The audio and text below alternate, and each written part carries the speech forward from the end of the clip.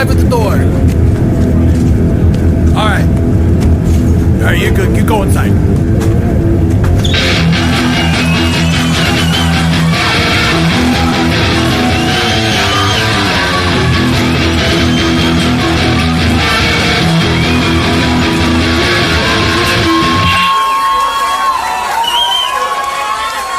Good morning, everybody. I have a band that is.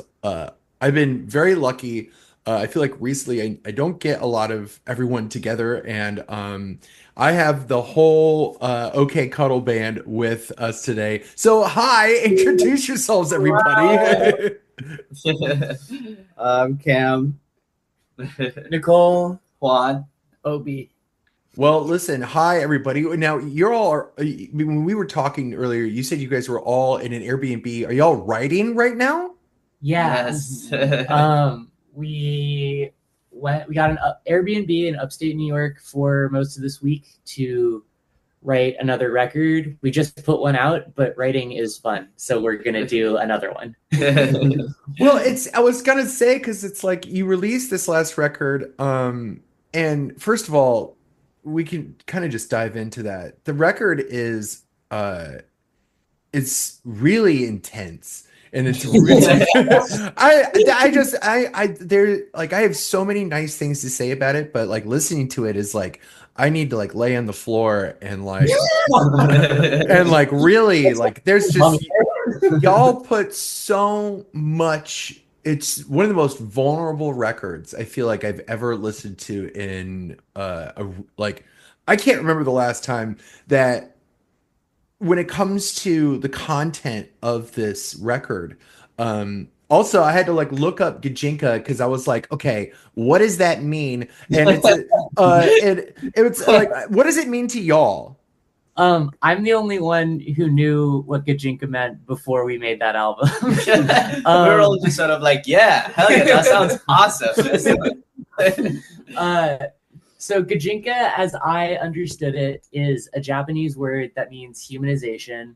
I learned about it from like fan art, deviant type circles, where people would draw like human versions of animal characters. So like you get Gajinka of Pikachu, and he's like a buff, sexy guy or something like that. Oh, funny. You said deviant art, and it is like thrown me back like some like late 2000s, just like almost Tumblr era stuff.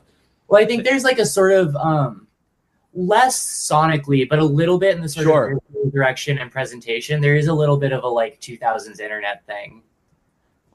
We have like ASCII frogs on the cover, and like I don't know. We're a little Y2K with the logo and like all that stuff. Sure. I mean, I kind of get it. Like, are y'all late 20s, early 30s? How old is everybody in the band? Because I feel like that there's a lot of stuff that come from like I'm going to be 37, so like there is stuff that I'm recognizing even in style wise of like a very similar or age of time, or like within at least 6 years. Where a lot of people that I talk to like are some young cats where like they're in their early 20s, and I'm like, Jesus, okay, this is we have a lot to talk about because of the distance, but I feel like that there's a lot that we all are kind of still grew up with. Totally. We're all like 26, I think. Yeah. Okay, cool. And then Obi's grandpa. Yeah, we have OK Cuddle's unk over here. Like, I think it's like again the record itself is there's something really, really powerful, especially with the message. A lot of about names, probably about like, again, trans life context stuff. And are you the primary songwriter, or are y'all making the songs together? This is why you guys get together like in upstate New York for a fucking week.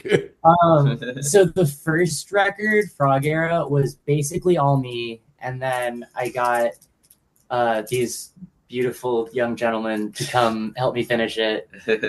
And then Gajinka was, I would say I was still doing most of the songwriting, but it's definitely a lot more collaborative. And there was a lot more like, I don't know, going to the studio together and figuring shit out.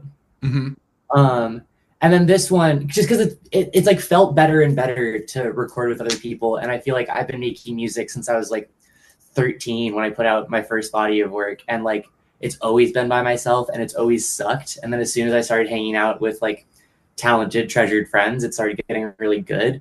So I'm like, let's write all together. Let's like get everybody involved. Let's get everybody invested. Mm-hmm. And I think it's going well. I think it's going really well. Gajinka is so good. So in most of the stuff that I've listened to, and I think in most of the bands, I feel like it's almost safe to say that of the 50x episodes that I've done, there isn't any pieces of music in all those but again, bodies of work where there is a amount of songs that are with a lot of talking and music behind it. So what was it like writing those parts? Because I feel like that is the more it's more cinema than it is almost music in a way. So was those parts like, was that kind of hard to write together to get the timing down for talking, or like, what was the process for those specific tracks alone? So like for what's that song? Vocal Fries in particular. I'm gonna use that as an example because it's got like a super long intro. It's so good. That is my favorite song on the record. Thank you. That has been a lot of yeah. Thank you. Cam came up with that intro, as he often does in these circles. He'll be like, what if we had a long intro? And I feel like when we sort of jam together as a band, we're big on like a pretty little twinkle thing and then build and build and build and build and build. That's sort of our like default, I would say. How much Explosions in the Sky did you listen to before like like there's such a post y'all have such like there's some moments in here that are just like such a post-rock background. So like it's really cool. The song I like is like Seeger Rose. That's what I'm listening to. Cool. There's a total through line. The shoelace is there. Like I see that. Hell yeah. Yeah, and then as far as the like interview things, those are all trans women I'm friends with, except for the person on track 3 who is just our like random cis boy bestie that Cam and I went to college with. We've like known forever. But he had something to say, so it was cool. And I kind of just chopped up what we had. I was like, I love when there's an album that has like a story and a line. I don't know. I knew I wanted that, so I collected the samples and just chopped them up as I thought they sounded good. So did you ask some of your friends to record those things? I thought that was like those were members of the band, and so that's really cool that these are kind of not necessarily like they're almost like these androgynous blurry faces in the audio of like explaining these cool stories. What was like, I mean, the prep for this record seems a little intense as well, where you wanted to, what would you, if you wanted to like layman's tell exactly like what the story of this record is, what would you say is the story of this record? Like conceptually or in terms of writing it? I would say conceptually. Like what is that, you wanted to convey some very specific ideas. Like what would you say that you wanted to convey from this record? That's a good question. I think there's a lot going on. I think I don't know that we started off being like this record is about this. Sort of songs from before, and then like after Frog Era we were sort of like, oh, let's try new things, and they sort of build out from there. Totally. And like as far as the name stuff or whatever, I think that was sort of going on in Frog Era as well. It was sort of going on in Frog Era as well. And I think the through line of both the records is like change and identity, and like because both are written like in the first couple years of me being on hormones and like moving to New York and stuff. So there's a lot of change and a lot of identity thinking. So that's where like the lyrical content and stuff really came from. And the names just started to make sense. I was like, that's fucking dope. There's kind of like, sometimes I feel like me and my band are working on the second record, and there's kind of like this thing where like each song is kind of like an island, and you kind of start building bridges in between islands. and like it just kind of happens naturally, and sometimes you kind of have to force it, and that's when the bridge sucks, where it's like those natural bridges in between songs like help develop like this nation. And so there's one of the things that I love about this record is that it like you've conveyed that there was a grander design, in which is, you know, that may not be the truth, but it feels like there was this serious intention to do like that kind of thing, and where yes, you did end up shoelacing it all together, and it is shoelaced together. There's something like I came out of this record like, okay, I'm so excited to talk to y'all, because I think you had leaked this record to me before. You gave it out a long time ago, and I remember I sat in a Kroger parking lot, like I was gonna get groceries, and then I just like suddenly 40 minutes have gone by, and I'm just like sitting in this car, just like, just like again, just like wow. Like again, there's something truly magnetic about what y'all are doing. There's kind of this underproduced sound, and there's parts that feel overproduced, where it's nothing about like this is criticisms, but it's like there are definite like choices in like the mixing and the mastering, where first of all, again, they're from front to back, it sounds incredible, but I haven't listened to a sound that where like the drums sound so warm, and there is like a total warmth into all this, where like even all the vocals are exactly where you want them in every song. When it comes to the mixing and things, what were your kind of inspirations of like what you wanted it to sound like, or were these choices, you know, designed by the person who was doing the engineering, or was that from y'all? I think one thing about like the warmth and kind of that thing is like a lot of it is like the song Blurry, for example, it's all overlaid by like a voice memo of us playing it. Never underestimate iPhone mic recordings. Oh my God.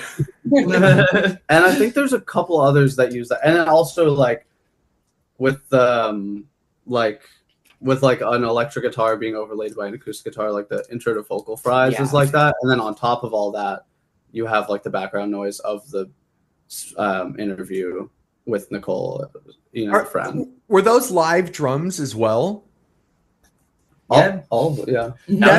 There's something about the drum quality that I'm kind of obsessed with. I feel like maybe it's because I just shout out the drummer, shout out to my drummer, who has a hard time recording, and so we do electronic drums for everything, but he can play it live. He's just like by feel alone, and can't. He actually is like deaf because he was in the military in one ear, so it's like he can't hear the click very well. So it's like he's great at playing live, but the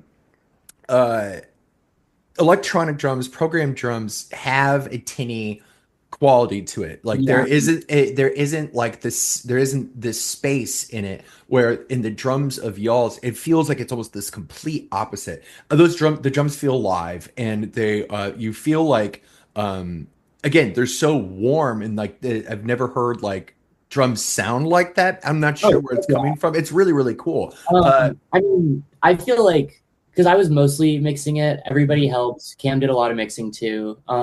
My friend Kaya from Crush Fund, if you know that band, she did a lot of mixing too. And like the things that I was pulling from mainly, like, I don't know if you've listened to the Weather Day album, but like, no, dog, you gotta go listen to Weather Day. I'm writing that down. Because the way the drums sound on that record, I think, is really, really tremendous. And the first time I heard it, I remember like I couldn't even parse what was going on. I was just so overwhelmed by how it sounded. And like I really love underscores too, or like people like that. Yeah, who can sort of like program drums sound like the end of the world. And so I think that was sort of the goal, is like, how can we get them big? How can we get it like washy but not too washy? That's the word I was looking for. Everything sounds washy. There's like some total almost shoegazeness to the fastness of y'all. It's really, really cool. Like there's something about like everything, all the voices, like during the actual songs, it's like there's this distortion to it. There's just so much like uh there's a lot. It feels like there's a lot of anger, and but everything's like written with kind of a lot of joy. It's just so much contextual stuff going on there, like, and like competing stuff too, where it's like, yeah, this stuff is a major key, but we're gonna sing about some sad shit. And like, like I'm obsessed with it, and I think that like, I don't know. I absolutely just love the record, front to back. It was really, really cool. Now, kind of like, let's kind of dive into like how y'all met. Like, so you were working on all this stuff, and let's kind of go into how everybody, wanted to do this OK Cuddle project together. So it starts with me, which I guess is obvious from the sort of genesis we've given so far. Yeah. A project in Portland, Oregon in college called Uncle Pizza. Mm-hmm. That was like, and real heads were around when we were still called Uncle Pizza. But it was like a little more art rappy, a little more hyper poppy, mm-hmm. whatever. And I know Cam from college, and Cam has a really incredible like indie folk. Is that accurate? Yeah. Emo folky project called Survey Monkey. Great name so far. This is fantastic. And so we moved together to New York with a bunch of other friends, and we were like, okay, I'll play in your band and you play in my band, and we'll find a rhythm section. Cool. And then we met Obi and Juan on Vamper, which is like an app that's like musician Tinder. Cool. I do not know if it exists anymore. I think it is unbelievable that we met these two people on it. Yeah, it was really random. Yeah. Now, really quickly, was it kind of weird that you, like, first of all, I've never heard of this. Is this I haven't. Is this something that both of you joined as like hopefully that it would work, or was this like I feel like in the beginning of Appland, or in the beginning of like the genesis of an app, when they're trying to get users, they're just hoping people will join up. How did y'all hear about the app, and then how did you hear about the app? Because I literally work in tech, so learning about this kind of stuff is very goofy for me. One of my friends from LA, who's also a musician, just told me about it, because I think I was looking for a drummer for my project. Okay, cool. Yeah, and I found a couple of people on it. Yeah, it was kind of sick because you could just like put the artists you like into it, and then you would like it would show when people also like those artists. That's so weird.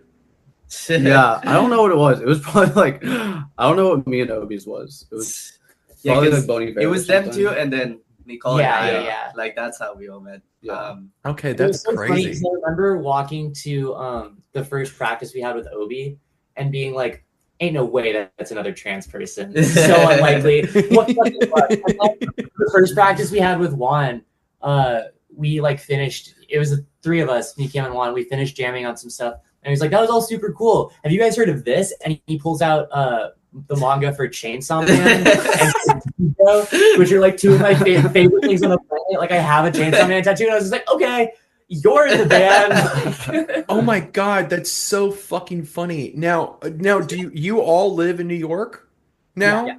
Okay, cool. Yeah. So first of all, tell me about what it's like to like be in New York right now in this interesting DIY scene. Is New York DIY, I feel like, is really interesting. New York DIY is a little bit of a shit show. Really? It changes all the time. Like interesting. Like, you're in Nashville, right? Yes. Yeah. So when we played in Nashville, I remember feeling like half the bands I'd ever heard of were in the audience or working the show. Uh-huh. All of these people all seemed to know each other. Like, yes. It felt a lot more tight-knit and a lot more like we're all in this together. Whereas in New York, it kind of feels like in any given borough, there are 6 really exciting music scenes happening at exactly the same time in all the same venues on all the same nights. Oh, okay. Yeah. It's cool in some ways because, like, you know, I play in another band that's more like a Pop Music Fever Dream. Shout out. They're more like a post-punk, no-wave kind of project. Cool. And the bands that we play with in that band have nothing to do with the bands we play with in OK Cuddle. but all of us live in the same neighborhood, basically. That's so fascinating. I think that there's, when it comes to, I think that there's a lot of very similar things. I think there's something safe and cool about Nashville where, yeah, I could talk shit about some serious like issues between the concept of like trying to book here, and like we don't have a lot of payola stuff, but like when it comes to the community here, there's like this, there's a bunch of bands. I'd say there's like 9 or 10, all of us that like are really tight knit. And there's a lot of, new bands that we're like trying to get in on like this thing that we're all trying to help with. Like it is very, like shout out like the Low Blow and like OK Cuddle and all them. Like I met Patsy on tour with PMFD and just instantly it was like, we have to be best friends. Like, Patsy, what the fuck is up? Patsy, you are an absolute angel. If you are listening to this right now, like her and Jack Stone, from they are in a lot of projects together. Like there's just something about their love for this community, and Magic the Gathering, very very specifically. Like, are y'all playing EDH? Are y'all playing fucking standard? Like neither. We got a starter pack at like a starter kit at the Arcane Workshop when we were in Nashville, and we've been doing like 4 players. That's so sick. Classics. Shout out the best one of the, but I'd say actually it's of all the DIY venues here in Nashville.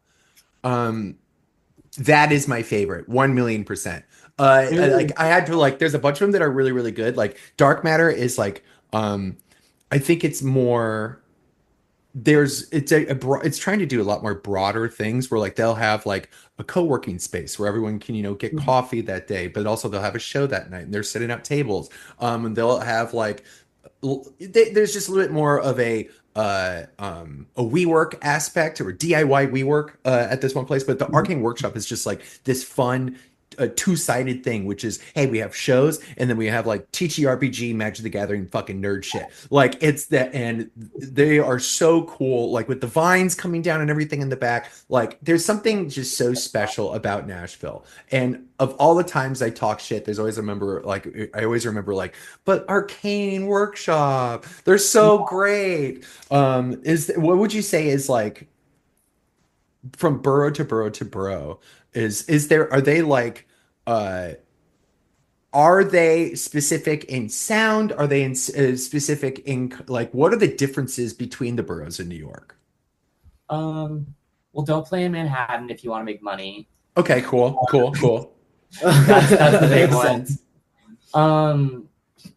I don't know. We haven't really explored the Bronx so much because it's kind of a schlep, so I can't speak on that one. Cool. Or Staten Island. I don't know what's going on over there. I don't think anybody does. Let's be completely real.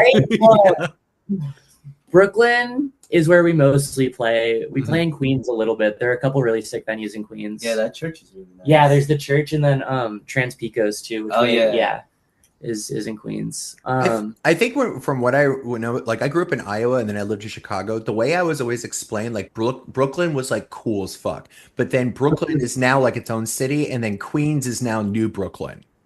A little bit, yeah. I think that's not totally off. Okay, cool. It's very New York is kind of like there's this mythicalness of it. And so like the draw to always go to New York, and like I had a friend who was leaving Nashville, is planning on moving to New York, and I told him, I was like, this is really exciting because like you get to do the thing that's in the movies where like suddenly the moving truck shows up and like you get out and you're like, New York City, like it's very baby. Like there's something very like I don't know, it's like when you're a jet, you're the jet all the way. Like there's something like there's this thing there. There's this energy. There's this, again, it feels like a completely different world. It's very much a like universe unto itself in New York. Yeah, like it's got its own weather. Like you feel like people talk about New York like it's the moon. Like it's very strange. It's really easy to think that things happening in the city are happening everywhere. Yeah, 1,000,000%. And like the size of it alone, it feels like it's its own little country. It's just very, very there's not a lot that is like New York City. I'd say like maybe Hong Kong, maybe a little Londony, but like there's just no cities that I feel like has just so much weird shining light directly spotlighted at it. Where it's like I'm always thinking about New York, going like, what the fuck had like they get there? But that's just to be like a young artist there, honestly, because you know, we're pretty ambitious as far as DIY emo bands go. Yeah, LP3 right after LP2. Let's fucking go. Yeah. But also, like, so is everyone else, right? Like, you don't often meet someone. Like, this is a character I've seen when we're on tour who's like the real, like, towny guy who doesn't necessarily play in any bands, but knows all the bands, goes to all the shows, has all the merch, and, like, it's a little bit our friend Lillian, I guess, who's on Gajinka. She's one of the voices on there. Awesome. But that is much harder to find someone who is so about the community. I feel like there's so much more like I'm gonna be the guy. My band is the next big thing, and like everybody's got a little bit of money to like find some fancy engineer, and everybody's got they want to be the Strokes. They got the outfit. They got the fucking Would you say that there's like so like the concept of like New York punk and the way it was changed in like the early 2000s with like Interpol and the Strokes. Do you think that there is still like a through line like from that 20 something years later where people are still trying to recapture what people believe is like the new New York punk scene? Without question, yes. 100%. It's a little embarrassing for them. not it being embarrassing for them. Like, dude, I love the IAS. I love the Strokes. Like, Interpol's okay, not exactly my thing, but whatever. Totally. Like, Yeah. I'm here for it. But it's 2025, beloved. Like, yeah. Do you think people like what would you say is like outside of y'all, because y'all are incredible, outside of like what would you say is like the best New York bands that are coming out right now? All the homies. I mean, like our other projects, right? Like Survey Monkey, PMFD, Girly Boy, Joe. Like these are good projects. Yes. Our best friends, Crush Fund, are very good. Our other best friends, 1 Hour Photo, are very good. Just so many good names, man. This is great. Yeah. I like Torture too. Oh yeah, Torture and the Desert Spiders are super sick. Yeah. I'm just like floored by like all these sick ass names. Like it's so funny. Natsu is super tight. Ultra Deluxe is super tight. Love them. Heaviness Fell. Heaviness Fell. They're like newer. They're like what if Neutral Milk Hotel was for trans women and That's so sick. There's something just so special. Ever since I was introduced to Interpol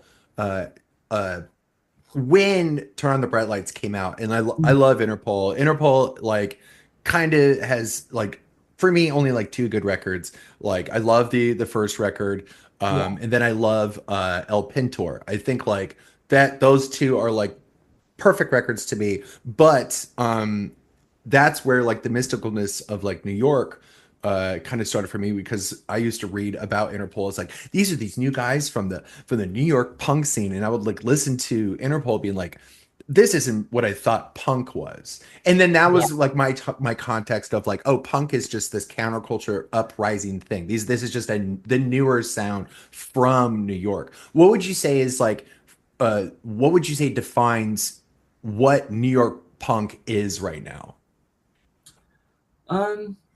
We might not be the ones to speak on that, to be completely honest. Cool. Because we run in circles that are very like, DIY Twitter coded. Sure.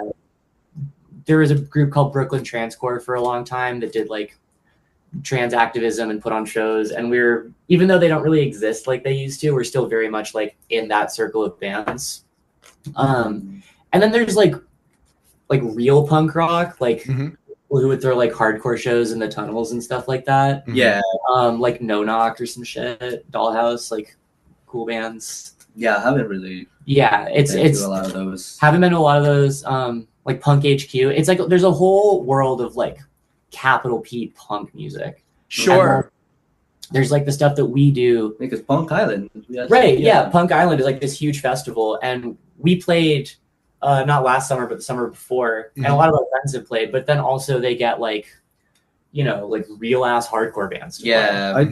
I do feel like there's just like too many different like styles. Yeah. That I could, if I was trying to think of that, I couldn't really think of like one style, because like even at like Punk Island, for example, there was like pop punk happening, ska punk. Yeah, like folk punk the folk punk was like one of the big. Who was that? Apes of the State. Yeah, that's right. They're fucking huge. Yeah, they're sick. And then there was like us, which is whatever. But and then there's like fucking Evie and the Echoes, which is a completely different type of punk from us. That's another band from New York that we like. We're good friends with them. There's kind of like this thing where everything has like kind of been diffused, where like there used to be such a, maybe it was because of the beginning of the internet age where they just wasn't enough space in the drop down menu to define who you were when you went on MySpace or you went on Pure Volume. Shout out Pure Volume, that shit was the best.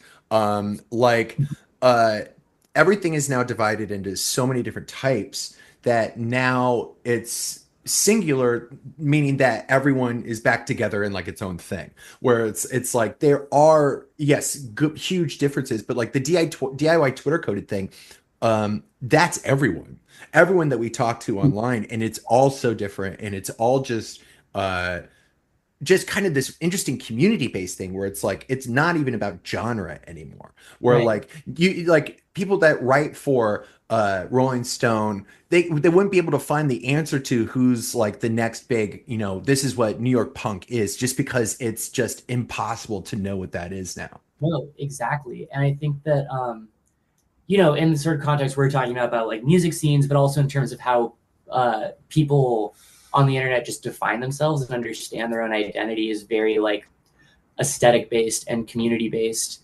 And it's you know, when you're in our line of work, Christy, you have conversations about what is real emo and what is fake emo and shit. Yeah. And I think like it's goofy and it's a meme, but I think ultimately the answer to a question like that is it's tradition and it's the people you hang out with. Yeah. Like we can talk about New York emo because we play shows with like, I think we have one with like 1 hour photo and like Better Living and Shark Swimmer or something. Shout out Better Living. I love them so much. Yeah, dude, Gavin's the homie. We love them. Mm-hmm. So like there's shit like that, right? And that's, none of those bands necessarily sound that similar, but we all are pulling on the same thing and think the same things are cool. And like those things don't even have to include like emo bands, quote unquote. It can be just like something that follows in a certain tradition and like anime. Well, yeah, that's like a big part of it, so, right? Like what fucking emo band is not a little bit anime pilled? I genuinely can't think of one. Yeah, there's I think it's really, really nice to know that like it isn't about what you sound like anymore. It's derived by like who your friends are. It's just like, who are your friends, and like, do you guys are you fucking chill online? I think that's like the first fucking question. But like, hey, if you're chill online, it looks like we're friends. Like that is it. Like there's something I don't know. I think there's just something the last couple of years that I've, you know, becoming ingrained with this scene or whatever this thing is. I don't know what to call it, but this community, which grows larger and larger and larger and larger. I think it's like the most magical ass shit, like, because everyone is just totally helping each other out. And like, it's just, the byproduct is the music, and which is very like, it may have started with like, hey, cool, we like talking to all these bands, but now it's this community first, and then there happens to be music behind it. And we all that's all we listen to is each other's shit, and it's awesome. Like, I don't have time to listen to like anything else because there's new shit all the time from all of my friends. No, totally. And I think that even extends beyond our little corner of the universe. Like I see that in the, you know, my other projects, like their little world. And like, you know, there are people who would convince you that, like, I don't know, any random fuck off band you've never heard of is the biggest band on the planet. Totally. And it's because in their circle, it totally is. And you just get so deep into your circle. And it's like cool community, but it's also like you're in a bubble a little bit. I think the bubbles are they're interesting because I think that it's like it's nice to know that like they do exist, and I think it's how our bubbles interact with each other, which is a natural thing where everyone has been chill. I haven't seen anything that is like popping any bubbles right now. Like it's like everyone's just been really, really nice, thankfully. And when you see a bubble liking a very specific band, it just is usually something I've never heard of. So it's like been nice, if anything else, to like learn about that stuff. Okay, so I wanted to play a song, and I've decided that that you all don't have a choice. This is Vocal Fries by OK Cuddle. Hello. My name was from my parents, but they're like they're new age kind of freaks. So they were like, your spirit called out to us and asked us to name you after a transcendental philosopher, which is like really funny.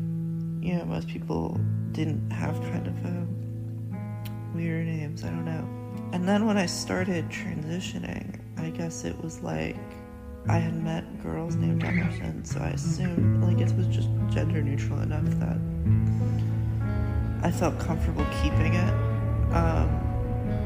Although I've always kind of wished I could change it, but now I feel kind of just like the amount of effort versus the amount that I get out of it. It just wouldn't make sense to. Maybe it's just something I should learn to live with. My name is OK Cuddle.